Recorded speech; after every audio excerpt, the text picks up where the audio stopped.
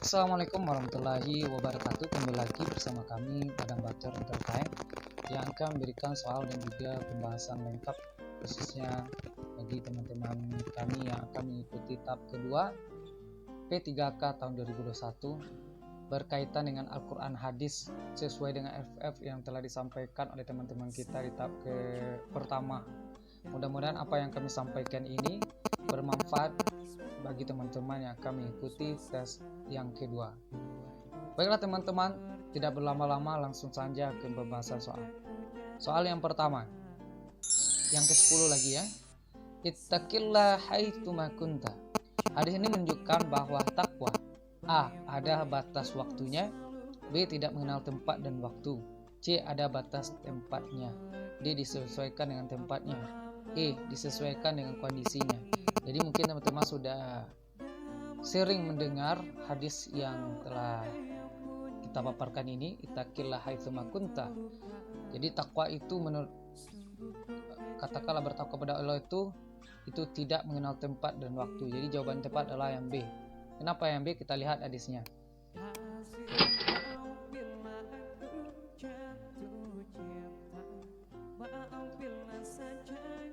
Takwa di mana dan kapan saja?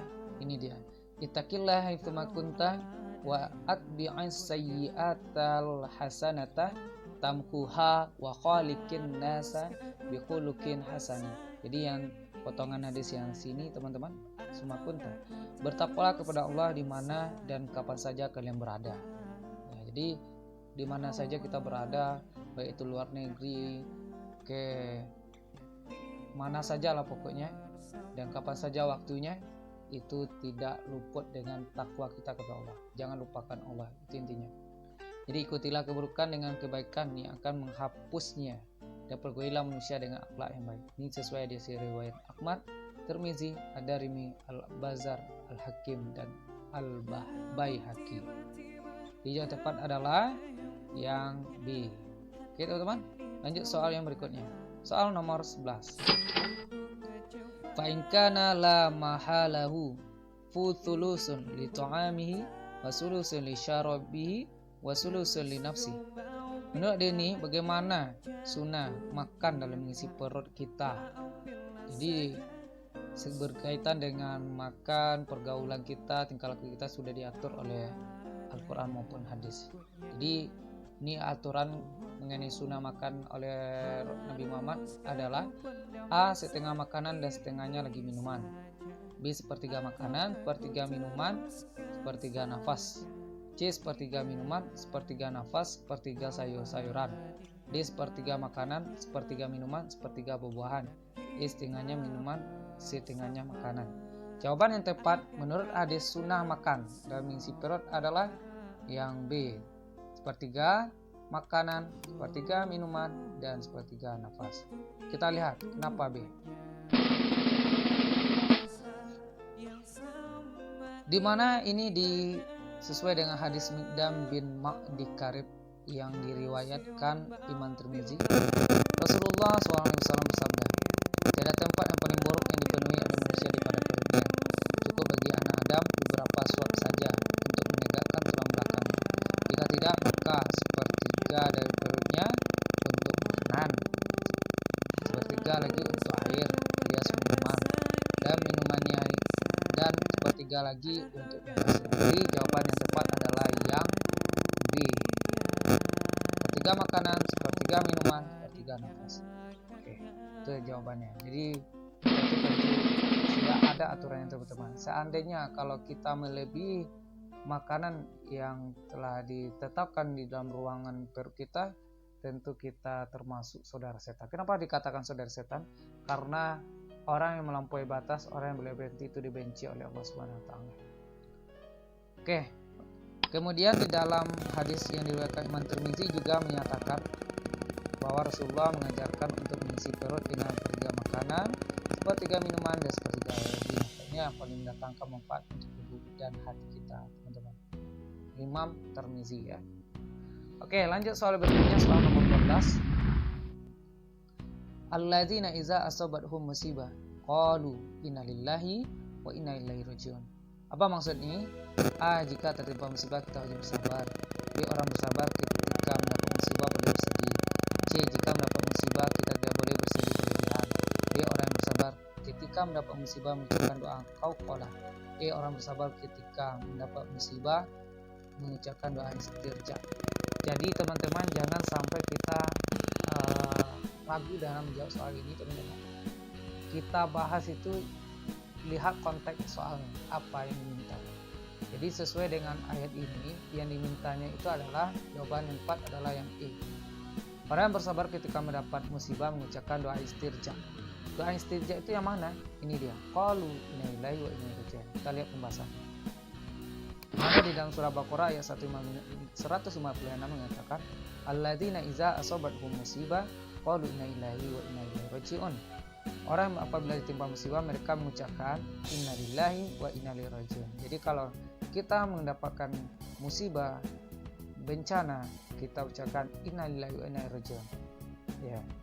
Yaitu orang apabila mereka ditimpa musibah, bencana atau malapetaka mengucapkan innalillahi. Artinya sini kita ini milik Allah. Maksudnya menjadi milik yang hambanya yang dapat diperlakukannya sekehendaknya. Wa inna ilaihi raji'un. Sesungguhnya kepadanya kita kembali dan di akhirat di sana kita akan beri balasannya. Itu mengenai kandungannya teman-teman. Jadi dalam sebuah hadis tadi disebutkan barang siapa yang beristirja mengucapkan inna lillahi wa inna ilaihi raji'un ketika mendapat musibah maka ia diberi pahala oleh Allah dan diiringinya dengan kebaikan. Juga diberitakan bahwa pada suatu ketika lampu Nabi SAW padam, maka beliau pun mengucapkan istirja. Lalu kata Aisyah, bukankah ini hanya sebuah lampu? Jawabnya, setiap yang mengecewakan hati orang mukmin itu berarti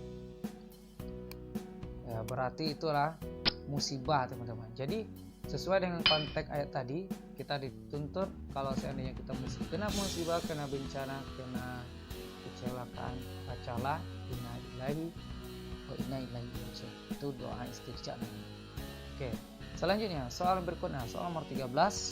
Lalu qala Rasulullah sallallahu alaihi wasallam ajabal umurul mu'mini inna amrahu kulluhu lahu khairu wa lisa zalika ahadi ilal mu'min. Jadi dari hadis tersebut menunjukkan kekaguman pada pribadi seorang mukmin ketika mendapat musibah atau nikmat. Jelaskan. Jika mendapat musibah bersyukur, ketika mendapat nikmat bersabar. Jika mendapat musibah bersyukur, bersabar, mendapat nikmat bersabar juga. Jika mendapat nikmat bersyukur, mendapat musibah bersyukur ya. Jadi musibah atau nikmat sama saja baginya karena bisa menyikapi. Jika mendapat nikmat bersyukur, mendapat musibah bersabar. Jadi sesuai dengan konteks hadis ini ada kegaguman kita kepada pribadi seorang mukmin berkaitan dengan musibah atau nikmat. Yang paling tepat kalau seandainya kita mendapat nikmat bersyukur, mendapat musibah adalah bersabar. Jadi jawabannya adalah yang D. Oke. Ini sesuai dengan dari Suhaib bin Sinan radhiyallahu anhu. Dia berkata Rasulullah sallallahu alaihi wasallam bersabda, "Ajabala umuril mu'min in amarahu kullaha khair, wa laisa zalika ahadin ilal mu'min. Inna asabathu sara'u syukra fa kana khairan lahu wa in asabathu dara'u sabra fa kana khairan lahu." Ya. Yang mana artinya alangkah menggantungkan keadaan orang yang beriman karena semua keadaannya membawa kebaikan untuk dirinya. Dan ini hanya ada pada seorang mukmin. Oke. Jika dia mendapatkan kesenangan dia akan bersyukur, maka itu adalah kebaikan baginya. Dan jika dia ditimpa kesusahan dia akan bersabar, maka itu adalah kebaikan baginya. Jadi hadis yang agung ini menunjukkan besarnya kita bersyukur di saat senang dan bersabar di saat susah atau kena musibah. Bahkan kedua sifat inilah yang merupakan penyempurnaan keimanan seorang hamba. Abdullah bin Mas'ud berkata, iman itu terbagi menjadi dua. Sebagian adalah sabar dan sebagian lain adalah syukur. Jadi itulah intinya, jawabannya yang paling tepat adalah yang tadi. Oke, soal berikutnya soal nomor 14. Apa maksud dari hadis berikut ini? Fayubtala rujulu ala hasibidinihi. Seorang diuji sesuai agamanya. Apa maksudnya ini? A. Jika agamanya kuat maka ujiannya berat. Jika agamanya lemah maka ujiannya berat. C. Jika ujiannya berat maka dia tidak kuat agamanya. D. Ujian berat untuk mereka yang tidak beragama. E. Ujian ringan untuk mereka yang meringankan agama. yang sesuai konteks hadis ini teman-teman, jawaban tepat adalah yang A. Jika agamanya kuat maka ujiannya berat. Ya, kenapa? Kita lihat pembahasannya. Demikianlah sunatullah yang terjadi pada orang yang hebat di sisi Allah Subhanahu wa taala. Mereka tidak diberikan kemenangan sebelum diuji hingga berdarah. Karena Rasulullah SAW bersabda, "Asyadun nasi bala'ul anbiya'u tsummal amsalu fal amsalu yubtala rajulu ala asabi dinihi fa in kana dinuhu salaban istadda bala'uhu wa in kana fi dinihi liqatu ubtuliya ala sabinihi." Nah, ini dia yang diriwayatkan oleh Tirmizi dan Ibnu Majah. Manusia yang paling dahsyat cobanya adalah para anbiya. Kemudian orang yang serupa, lalu orang yang serupa. Seorang itu diuji menurut ukuran agamanya. Apa? Agamanya kuat, maka cobanya akan dahsyat, akan berat. Dan jika agamanya lemah, maka ia diuji dengan menurut agamanya. Jadi yang paling tepat jawabannya tadi adalah yang A. Agama yang kuat, maka ujiannya berat. Baik, selanjutnya soal yang berikutnya, soal nomor 15 teman-teman. Nah, ini sudah ditulis jawabannya A. Kenapa? Kita lihat. Zahara fasadu fil barri wal bahri bima kasabat aydin nas. Ini sudah sekali kita dengar surat ini teman-teman. Ibnu Katsir. A. Semua kerusakan di darat adalah akibat kelainan manusia. B. Semua kerusakan di darat adalah karena ambisi manusia. C. Semua kerusakan di darat dan dilawat akibat perbuatan maksiat. D. Semua kerusakan di darat adalah karena keserakahan manusia. D. Semua kerusakan di darat adalah karena sudah tidak ada hujan. Jawabannya adalah A. Kenapa? Kita lihat di dalam surah Ar-Rum ayat 41. Zahara fasadu fil barri wal bahri bima kasabat aydin nasi liyuziqahum ba'dalladzi amilu la'allahum yarji'un. Tampak kerusakan darat ini disebabkan karena perbuatan tangan manusia, karena kelalaian manusia. Allah menghendaki agar mereka merasakan sebagian dari akibat perbuatan mereka, dan mereka kembali ke jalan yang benar. Jadi jawaban yang tepat adalah yang A teman-teman, karena akibat kelalaian manusia, akibat ulahnya manusia, tangannya manusia. Oke. Jawaban tepat adalah yang A. Selanjutnya soal nomor 16. Inna rahmatallahi. Apa lanjutannya? Ba'idu minal muhsinin, qaribun minal mukhlisun. Ba'idu minal mukhlisin, qaribun minal muhsinin. Qaribun minal muhsinin. Jawaban yang tepat adalah yang D. Kenapa? Kita lihat ya. Di dalam surat Al-A'raf ayat 56 menyatakan, ini dia muhsinin. Wala tufsidu fil ardi ba'da islahiha wad'uhu khawfan wa tama'an inna rahmatallahi qaribun minal muhsinin. Jadi tepat adalah minal muhsinin. Jadi jawaban tepat adalah muhsinin, qaribun minal muhsinin, itu yang di. Lanjut teman-teman, soal berikutnya, soal nomor 17. Ya.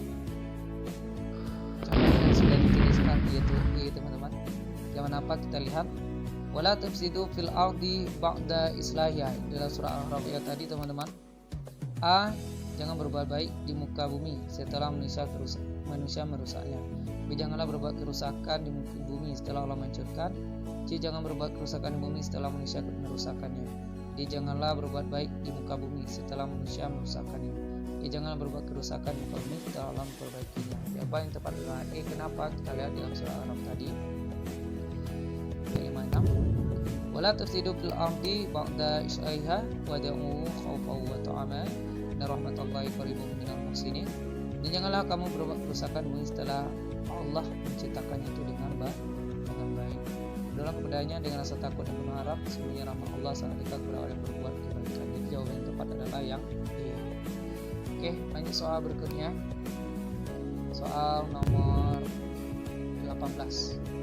Wa qala rabbuka lil malaikati inni ja'ilun fil ardi khalifah. Jadi yang bergaris merah ini apa artinya? Sesungguhnya Allah menjadikan mereka khalifah di bumi.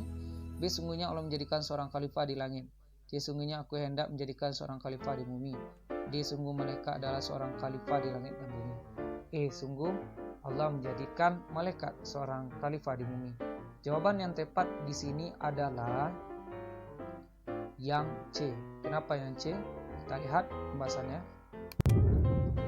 Wa isqala rabbuka lil malaikati inni ja'ilun fil ardi khalifah qalu ataj'alu fiha may yufsidu fiha wa yasfiku dima wa nahnu nusabbihu bihamdika wa nuqaddisu lak qala inni a'lamu ma la ta'lamun. Yang ditanyakan adalah inni ja'ilun fil ardi khalifah. Dan ingatlah ketika Tuhanmu berfirman kepada para malaikat, aku hendak menjadikan khalifah di muka bumi. Jawaban yang tepat yang tadi adalah yang C. Mereka berkata, apakah engkau hendak menjadikan orang merusak melupakan dari sana, sedangkan kami bertasbih memujimu dan menyucikanmu. Dia berfirman, sungguh aku mengetahui apa yang tidak kamu ketahui. Jawaban yang tepat adalah yang C. Okay. Soal berikutnya, soal nomor 19. Wa nahnu nusabbihu bihamdika wa nuqaddisu lak. Siapa yang maksud dengan wa nahnu, teman-teman? Dia bertasbih, memuji, ya. Tasbih dan memuji, bersujud dan sebagainya. Apakah A para malaikat, B Allah, C para nabi, D para setan, E Rasulullah? Jawaban yang tepat adalah yang A. Kenapa para malaikat? Kita lihat di dalam surat tadi ya. Ini dia, apakah nak menjadikan orang merusak melupakan dari sana, sedangkan kami bertasbih memuji yang mensucikan nama-Mu. Jadi sudah jelas ini adalah malaikat yang berkata kepada Allah, ya Allah, kenapa Engkau jadikan khalifah yang telah merusak bumi ini, yang menghancurkan bumi ini, sedangkan aku telah bersujud, meminta, memohon kepada Engkau dengan apa yang telah Engkau tugaskan kepada kami. Maka itulah permintaan malaikat, atau membantah lah pokoknya. Malaikat ini membantah kenapa manusia diciptakan oleh Allah untuk sebagai khalifah di muka bumi ini. Kan tapi Allah berkehendak lain, karena Allah percaya kepada manusia menjadikan seorang khalifah di bumi ini, ya, karena makhluk yang paling sempurna setelah Allah ciptakan adalah manusia dibandingkan makhluk lain. Maka dari itu kita bersyukurlah atas nikmat yang Allah berikan kepada kita, diciptakannya kita di dunia ini sebagai manusia. Maka mau apapun yang Allah perintahkan kita laksanakan, ya. Jangan sampai kita lebih hina lagi dari binatang, dari makhluk lain, ya. Kata Allah dikatakan dalam surah At-Tin, menyatakan Allah itu akan meninggikan derajatnya, ya. Manusia itu akan ditinggikan derajatnya, tetapi ada juga kemudian direndahkan derajatnya sehingga hanya lebih dari binatang. Maka dari itu jangan sampai kita seperti yang asfala safilin, yaitu serendah-rendahnya sebagai manusia. Maka itu saja teman-teman soal kita pada pembahasan kali ini, soal nomor 9 sampai halaman nomor sampai halaman 19 teman-teman. Mudah-mudahan ini semoga menjadi gambaran bagi teman-teman untuk kita. Mungkin itu saja teman-teman pembahasan kita